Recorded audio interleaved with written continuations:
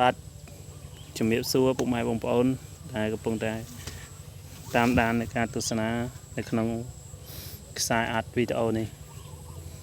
ហើយនេះដែរចង់បង្ហាញពុកម៉ែបងប្អូនពីនៃការដាំនៅតកូនគ្រាប់យើងខ្លះគេហៅថាតកូនចកាណាតកូនដីគោកមិនមែនតកូនតែតាក់តកូនលិចតាក់អីទេនេះគឺជាតកូនគ្រាប់ណាហើយវា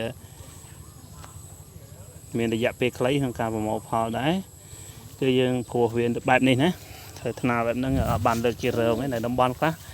ឃើញគេលើកជារងណានឹងយូរបា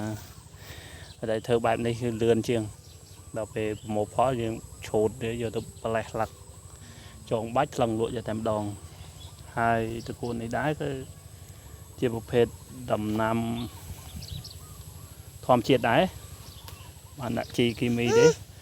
ហ្នឹងហើយបាទបានដាក់ជីគីមីដាក់ទៅអាចគោនេះអាចគោបាទអាចគោខលគោបាទខលគោបាទរៀងរករាក់នេះហើយតែខែនឹងខែភ្លៀងយើងគោវាឈុំដីទៀតអញ្ចឹងទៅយើងបានអាចវាមកយើងយកមកដាក់នឹងថ្នាលតកូនយើងសាបបែបលក្ខណៈបែបនេះបាទដល់ពេលយើងឆូតហៀលយកតែម្ដងហើយយើងយកប្រលេះតាក់វាចងបាច់លាងទឹកឲ្យស្អាតយកទៅលក់ណាសូមបញ្ជាក់ផងដែរតកូនហ្នឹងគឺវានៅតូចទេអាយុវាបានប្រហែលជាមួយអាទិត្យជាងវាប៉ុណ្ណឹងណាបាទគឺយើងសាបវាព្រោះវាបែបហ្នឹងបាទយើងថតឲ្យជាតិដែរប៉ុណ្ណឹងទេណាបាទតកូនអីគេកូនប៉ាថតអញ្ចឹងនៅតំបន់ខ្លះឃើញពុកម៉ែបងប្អូនគាត់លើកជារងណាហើយសូមចែកម្លែកផងណានៅតំបន់ខ្ញុំគេធ្វើតែអញ្ចឹងទេគេអត់លើកជារងទេចំណាយពេលយូរបើយើងលើកជារងក៏បានដែរតែវាតាមមួយយើងវាមានសោភ័ណភាពស្អាតផងហើយមួយទៀតវាស្ងួយស្រួលប្រមូលផលហើយងាយស្រួលបាញ់ទឹកបាទวันนี้ខ្ញុំគឺប្រើទយោប្រព័ន្ធទយោទឹកម៉ូទ័រយើងដាក់ក្នុងដងបើសិនជាយើងមានទឹកស្រះយើងសើចដំណាំល្អជាងទឹកដងដែលយើងយកពីក្នុងដីដោយសារទឹកស្រះវាមានសារធាតុចិញ្ចឹមផ្សេងទៀតយើងយកមកសើចដំណាំទៅវាល្អជាងអាទឹកនៅក្នុងដីណាតែនៅក្នុងដីវាមានជាតិកបោជាតិគីមីមួយចំនួនដែលយើងអាចបានដឹងហើយសើចទៅវាល្អដែរណាល្អគួរសមដែរហើយខែហ្នឹងខែភ្លៀងបាទ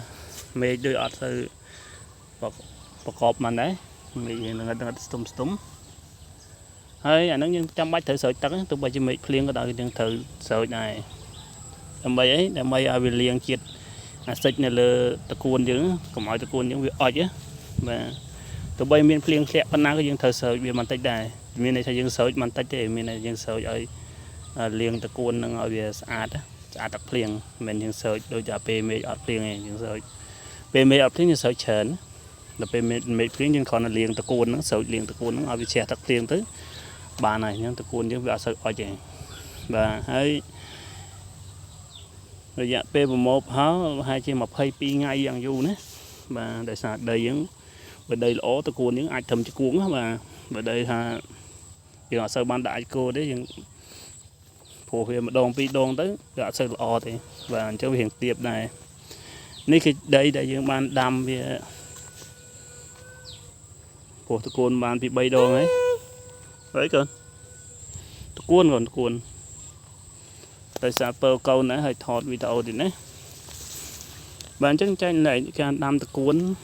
មានប៉ុណ្ណឹងណាអាជីវកម្មខ្នាតតូចអ្នកគណៈគ្រួសារមិនធំទេហើយយើងធ្វើច្រើនថ្នាល 4-5 ថ្នាលទៅព្រោះម្លង5ថ្ងៃពោះម្ដង5ថ្ងៃពោះម្ដងទៅយើងបានបេះជាប់រហូតណាហើយតម្លៃតកួនហ្នឹងគឺអត់ថេទេម្ដងបាន 1000 ម្ដងបាន 1500 ម្ដង 2000 ថោកបំផុតគឺ500 600រូអត់ចាញ់គោជើងគ្នាពេលខ្លះអ្នកដាំតកួនក៏យ៉ាប់ដែរបាទលូកក៏អត់ចេញបន្លែផ្សារបុកមកនេះតែទៅទឹមនឹងតកួនបែបធម្មជាតិងាយគ្រាន់តែស្រោចទឹកទៅបានផលដែរមិនចាំបាច់ដាក់ជីគីមីទេបាទហ្នឹងហើយកូនអូខេអរគុណច្រើនជំរាបលាបាទនេះខ្ញុំមើលđấyបាទអ្នកគោតកួនបាទវាដុះមកអញ្ចឹងណាបាទរយៈពេលអាច5-6ថ្ងៃណាតកួននេះបាទ មានតែយើងសាបវាយើងយកវាទៅត្រាំទឹកមួយយប់ទៅហើយទៅយើងយកមកហប់វាណាបាទមានតែយើងត្រាំទឹកវាមួយយប់ហើយស្អែកឡើងយើងស្រង់វាមកយើងយកអាកណាត់30យករុំវាកម្មាយករុំវាទៅវាដុះមាត់ចាប់មកយើងយកមកសាបលើដីនេះនឹងដុះលឿនណាបាទឬក៏យើងបាចគ្រាប់ឆៅតែម្ដងហ្នឹងយើងដុះយឺតបន្តិចណាបាទអរគុណច្រើនជំរាបលា